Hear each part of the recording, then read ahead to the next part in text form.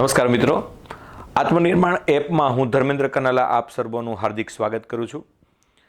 મિત્રો, 20,000 રૂપિયા દેતા પણ ન મળે એવો અંગ્રેજીનો કોર્સ આત્મનિર્માણે લોન્ચ કર્યો છે. એક મુદ્દાની એકદમ વિસ્તૃત રીતે અને એકદમ છણાવટપૂર્વક, ઝીણવટપૂર્વક આપણે ચર્ચા કરી રહ્યા છીએ. શૂન્યથી અનંત તરફની યાત્રા ખરા અર્થમાં શૂન્યથી અનંત તરફની બની રહી છે. કારણ કે આપ જાણો છો કે અંગ્રેજીના કોર્સમાં ABCDથી શરૂઆત કરીને, જો કે હકીકતમાં ABCD ન કહેવાય, આલ્ફાબેટ્સથી શરૂ કરી અને આપણે આજે ઇન્ટ્રોગેટિવ પ્રોનાઉન સુધી પહોંચ્યા છીએ. તો એક બાબતનો તલસ્પર્શી અભ્યાસ આપણે કરી રહ્યા છીએ. અને ફરીવાર વિનંતી કરીશ કે આપને ખરેખર જો કોર્સ ગમતો હોય તો આપના મિત્રોને પણ આપ ચોક્કસપણે રિકમેન્ડ કરો અને કહો કે 200 રૂપિયાની અંદર સામાન્ય રીતે 5 મિત્રો ગાંઠિયા ખાવા બેઠા હોય તો 200 રૂપિયા બિલ આવે. એ એકાદ વખતના ગાંઠિયા જતા કરી અને જીવન સુધારવાની આખી આ વાત છે. એકવાર અંગ્રેજી શીખી લેશો તો પછી ભવિષ્યમાં ક્યારેય નહીં શીખવું પડે. તો ફરી એકવાર આપનું આ આત્મનિર્માણ એપમાં હું ધર્મેન્દ્ર કનાલા હાર્દિક સ્વાગત કરું છું. મિત્રો, છેલ્લા લેક્ચરની અંદર તમે જોયું આપણે ઇન્ટ્રોગેટિવ પ્રોનાઉન લઈ રહ્યા હતા. હવે ઇન્ટ્રોગેટિવ પ્રોનાઉનને થોડુંક આગળ વધારીએ. ઇન્ટ્રોગેટિવ પ્રોનાઉન પૂરું કરીએ અને ત્યારબાદ રિલેટિવ પ્રોનાઉન લઈએ. આપ જાણો છો એમ ઇન્ટ્રોગેટિવ પ્રોનાઉન છે એટલે પ્રશ્નવાચક સર્વનામ છે એ થાય. તો ઇન્ટ્રોગેટિવ પ્રોનાઉનની થોડીક ચર્ચા આપણે કરી લઈએ અને ત્યારબાદ રિલેટિવ પ્રોનાઉન તરફ જવું છે. જો કોઈ મને પૂછે કે નાઉનમાં સાહેબ સૌથી અગત્યનો પાર્ટ કયો, નાઉન આપણે ભણ્યા એમાં સૌથી અગત્યનું પાર્ટ કયો, તો એમાં કેસ મને સૌથી અગત્યનો પાર્ટ લાગે. કારણ કે એ થોડો અટપટો છે અને પરીક્ષામાં વારંવાર અલગ રીતે પૂછાય છે. એ મેં તમને બહુ સરસ રીતે ભણાવી દીધો. કોઈ મને એવું પૂછે કે પ્રોનાઉનમાં એવો અટપટો ભાગ કયો, તો પ્રોનાઉનનો અટપટો ભાગ એટલે રિલેટિવ પ્રોનાઉન, જેને આજ આપણે શ્રી ગણેશ માંડવાના છે.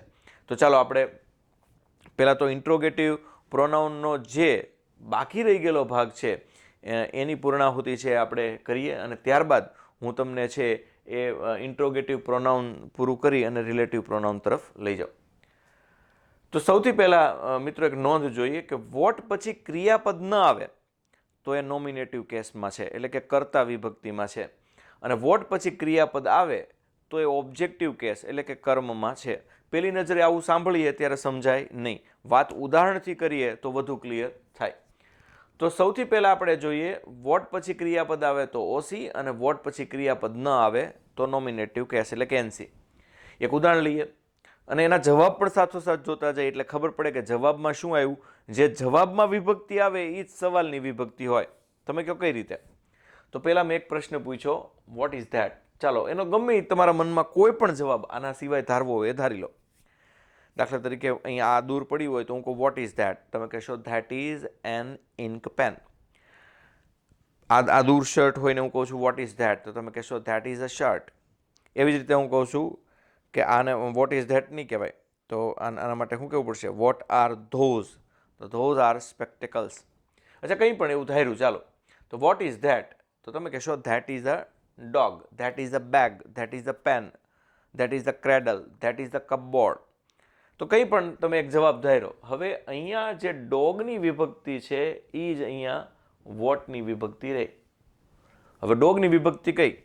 તો તમે કહેશો કે આમાં કોઈ ક્રિયા નથી બનતી. ક્રિયા ન બનતી હોય એટલે કર્મનું અસ્તિત્વ હોય જ નહીં. એટલે આની વાત થાય છે એટલે એ નોમિનેટિવ કેસ છે, તો વોટ પણ નોમિનેટિવ કેસ થયો. અને હવે ઉપર જો વોટ પછી ક્રિયાપદ ન આવે, ટુ બી આવે એટલે નોમિનેટિવ કેસ જ હોય. એવું એક તમારે ધારવું હોય તો ધારી લો, એ ખોટું કોઈ દી પડવાનું નથી.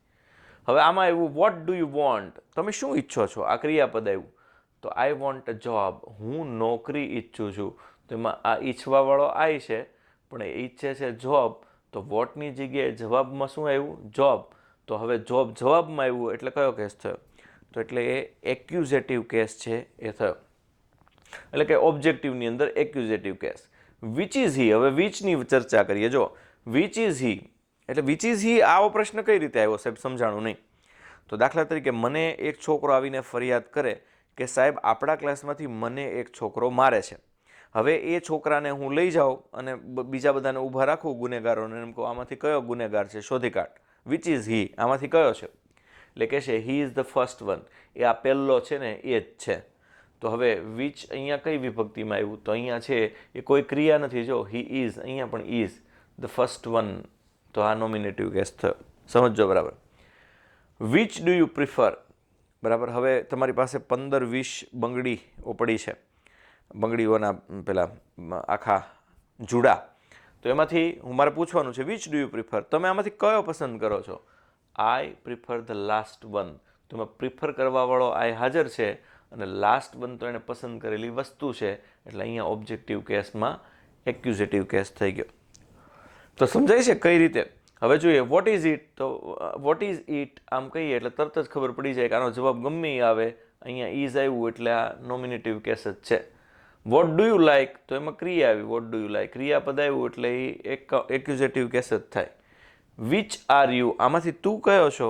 તો એમાં કોઈ ક્રિયા નથી અને ક્રિયા નથી એટલે nominative case. Which do you like, તને આમાંથી કઈ પસંદ છે? આઈ લાઇક એમ કહેશે એટલે કરતા આવશે એટલે કઈ વિભક્તિ થઈ ગઈ? એક્યુઝેટિવ કેસ થઈ ગયો. તો આ બહુ સરસ રીતે તમે છે મિત્રો સમજો કે કેમાં કયો જવાબ આવે એના આધારે કઈ વિભક્તિ, એ મેં તમને શીખવાડ્યું. હવે જુઓ, આપણે જોયું ઇન્ટ્રોગેટિવ પ્રોનાઉન. હવે આપણે જોઈશું રિલેટિવ પ્રોનાઉન. એક બીજી રચના અંગ્રેજીમાં આવે અપ્રત્યક્ષ પ્રશ્ન. એટલે આના આ બધા ક્રિયાપદ કુલ, આના આ બધા છે પ્રોનાઉન કુલ 4 રીતે અંગ્રેજીમાં વપરાય છે. 4 રીત કઈ કઈ?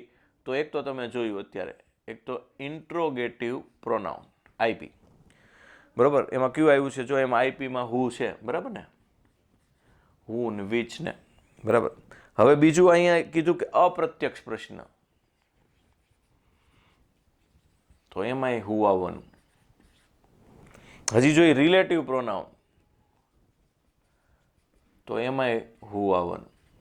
હવે આગળ જોઈએ વિચ, વિચ અને વિચ. તો હજી એક છે રિલેટિવ પ્રોનાઉન પછી હજી એક વસ્તુ છે કે જેમાંય વિચ આવવાનું, અને કયું છે? એડજેક્ટિવ. એમાંય વિચ આવવાનું. એટલે ટૂંકમાં એકનો એક શબ્દ 4 જગ્યાએ આવે તો અમને કેમ ખબર પડે કે આ ઇન્ટ્રોગેટિવ પ્રોનાઉન છે, આ અપ્રત્યક્ષ પ્રશ્ન છે, આ રિલેટિવ પ્રોનાઉન છે કે એડજેક્ટિવ છે?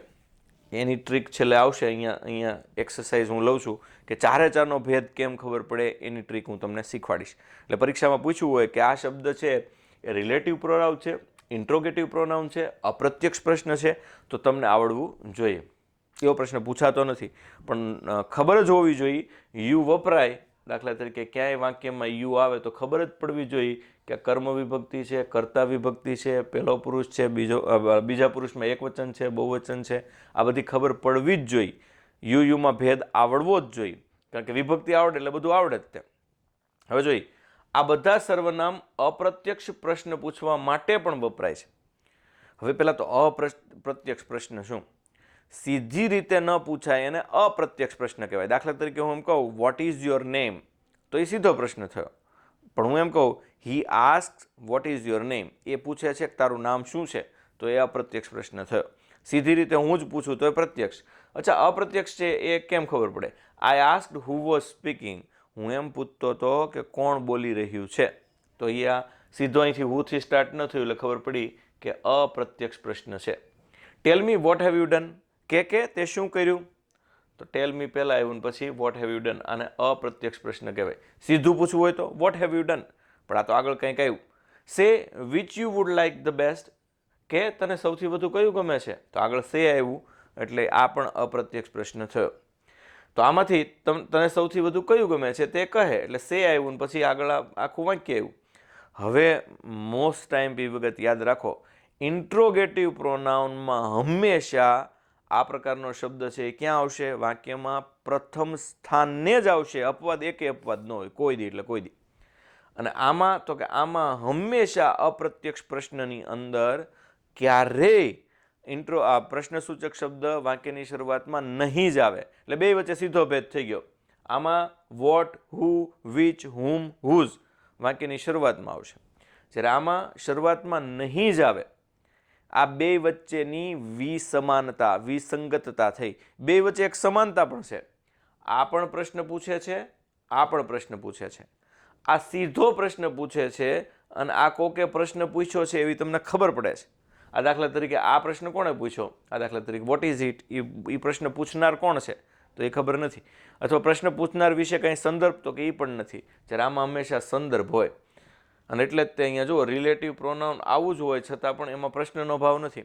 પેલા આ બે વચ્ચેનો ભેદ જોઈ લઈએ. આ બે સમજાણું તો કે હા સાહેબ સમજાણું, બેમાં પ્રશ્નનો ભાવ તો હશે જ, પણ ઇન્ટ્રોગેટિવ પ્રોનાઉનમાં પ્રશ્નસૂચક શબ્દ આગળ હશે. પ્રશ્નસૂચક શબ્દ એટલે હું વોટ, વિચ, હુમ, હુઝ, હુ, આ બધા પ્રશ્નસૂચક શબ્દ કહેવાય. તો એ આગળ હશે, જ્યારે આમાં પ્રશ્નસૂચક શબ્દ આગળની હોય વચ્ચે હશે. વચ્ચે એટલે એક્ઝેક્ટ વચ્ચે પછી ફૂટપટ્ટી લઈને માપવા નહીં બેસતા. વચ્ચે એટલે એકાદ શબ્દ પછી, ક્યારેક બે શબ્દ પછી, ક્યારેક ત્રણ શબ્દ પછી. જો અહીંયા એક શબ્દ પછી જ છે સે વિચ, પણ ટૂંકમાં એકાદ શબ્દ હશે તો ખરો, એટલે વચ્ચે જ કહેવાય. તો ટૂંકમાં આમાં શરૂઆતમાં હશે, આમાં શરૂઆતમાં નહીં હોય. બેયમાં પ્રશ્નનો ભાવ તો હશે જ, બેયમાં પ્રશ્નનો ભાવ હશે. એટલે પ્રશ્નના ભાવને ભૂલી જાઓ.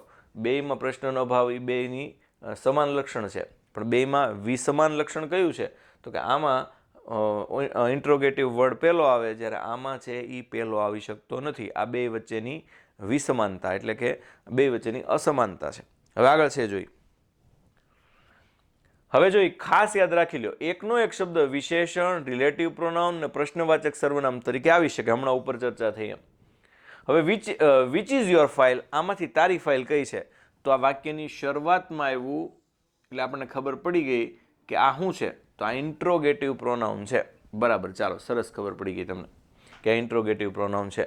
હવે ટેલ મી વિચ ઇઝ યોર ફાઇલ, કહે મને તારી ફાઇલ કઈ છે. આમાંય પ્રશ્ન ચિહ્ન નથી પણ પ્રશ્નનો ભાવ છે એમ ખબર પડી ગઈ કે ભાઈ કે તો મને તારી ફાઇલ કઈ છે, તો આ અપ્રત્યક્ષ પ્રશ્ન કહેવાય, ઇનડાયરેક્ટ ક્વેશ્ચન. ત્યાર પછી which book do you want, તમે કહો સાહેબ આમાં તો પહેલા જ છે એટલે આ ઇન્ટ્રોગેટિવ પ્રોનાઉન નહીં, આ ઇન્ટ્રોગેટિવ પ્રોનાઉન નથી. શું કામ? કારણ કે વિચ પછી અહીંયા બુક આવ્યું અને બુકના અર્થમાં વિચે શું કર્યું, વધારો. પ્રશ્નસૂચક શબ્દ પછી કોઈ પણ નામ હોય અને નામના અર્થમાં એ પ્રશ્નસૂચક શબ્દ વધારો કરતો હોય તો એને કોઈ દિવસ છે એ પ્રોનાઉન કહેવાય નહીં.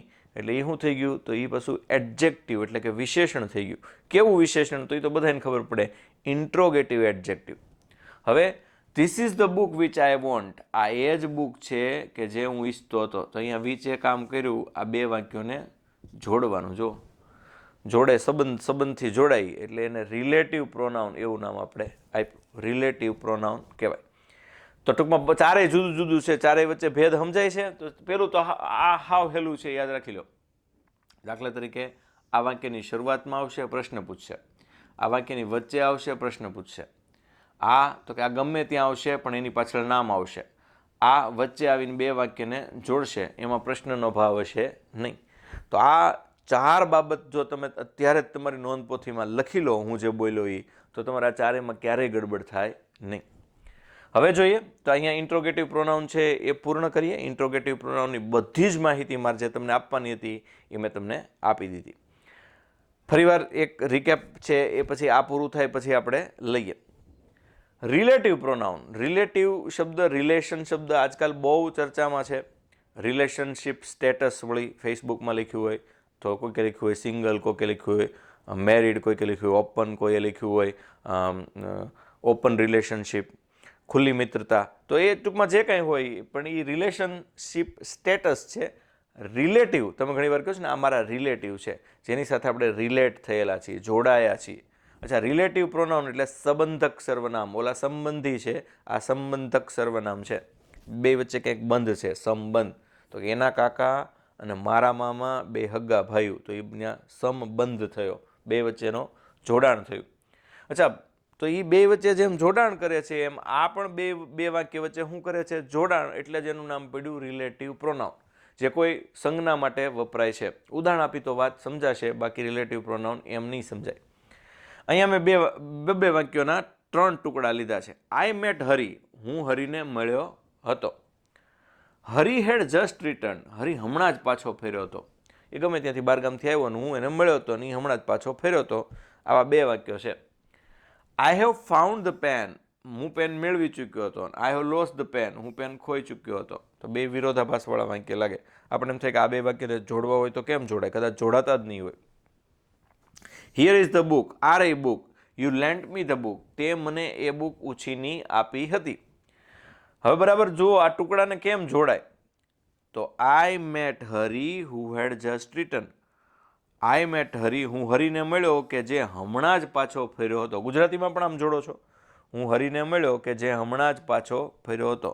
તો હરી પછી વાપર્યું એટલે હું આવે. હિયર ઇઝ ધ બુક, પછી હિયર ઇઝ ધ બુક. દાખલા તરીકે I have found the pen which I had lost. મને એ પેન મળી ગઈ છે કે જે હું ખોઈ ચૂક્યો હતો. હવે મળી ગઈ. વિચ, તો અહીંયા વિચ, જે હું ખોઈ ચૂક્યો હતો એ પેન માટે છે એ હંમેશા વિચ આવે. Here is the book that you lent me. અહીંયા એ જ બુક છે કે જે તે મને ઉછીની આપી હતી. હવે પ્રશ્ન એવો થવો જોઈએ કે સાહેબ એકમાં હું, એકમાં વિચ ને એકમાં ધેટ. આવા ત્રણ ફેરફાર કેમ? ત્રણેયમાં હું કેમ નહીં? તો પેલું તો સમજાઈ જાય એવું છે કે અહીંયા હરી છે એટલે હું સિવાય બીજું કંઈ આવે નહીં. વળી અહીંયા પાછો છે એ શું છે? તો અહીંયા પાછો છે એ ટુ બીનું રૂપ સહાયકારક ક્રિયાપદ છે એટલે અહીં કર્તા વિભક્તિ આવે. હવે વિચ ક્યારે આવે? તો વિચ તો બેયમાં આવે, કર્મ વિભક્તિમાં આવે ને કર્તા વિભક્તિમાં આવે. ધેટ ક્યારે આવે? તો કે ધેટ છે એ હંમેશા નિર્જીવમાં આવે. છતાં પણ આપણે હજી બધાને વ્યવસ્થિત ભણવાના છીએ. અત્યારે તો મેં તમને ખાલી એટલું શીખવાડ્યું કે આ ત્રણ છૂટા છૂટા વાક્યો છે એને જોડવા માટે અંગ્રેજીમાં કયા કયા પ્રકારના શબ્દો વપરાય છે કે અને કોના કોના માટે વપરાય છે જેથી કરીને એને પ્રોનાઉન કહેવાય છે. અચ્છા, આ ત્રણેય જોડવાનું કામ તો કર્યું. તમે કહો એ કેમ ખબર પડે? તો અહીંયા I met Hari who had just return. અહીંયા પાછા ડબલ વાર આવ્યા. ટૂંકમાં બે વાક્યને જોડે છે એ તો ફાઇનલ, તો કે હા ફાઇનલ. બે વાક્યને જોડે છે એટલે એનું નામ શું પડ્યું? રિલેટિવ. પછી અહીંયા જુઓ, આઈ મેટ હરી, હું એ હરીને મળ્યો કે જે એટલે કોણ? કે જે એટલે જ હરીને. તો હરી માટે વપરાયું, નામના બદલે વપરાય એટલે નામના બદલે કોઈ પણ શબ્દ વપરાય એટલે એ સર્વનામ જ કહેવાય. I have found the pen which I had lost. મને એ જ પેન મળી છે કે જે એટલે યુડી પેન. આ એ જ બુક છે કે જે મેં તને ઉછીની આપી હતી. કે જે એટલે બુક. તો કોઈ શબ્દના માટે, કોઈ સંજ્ઞા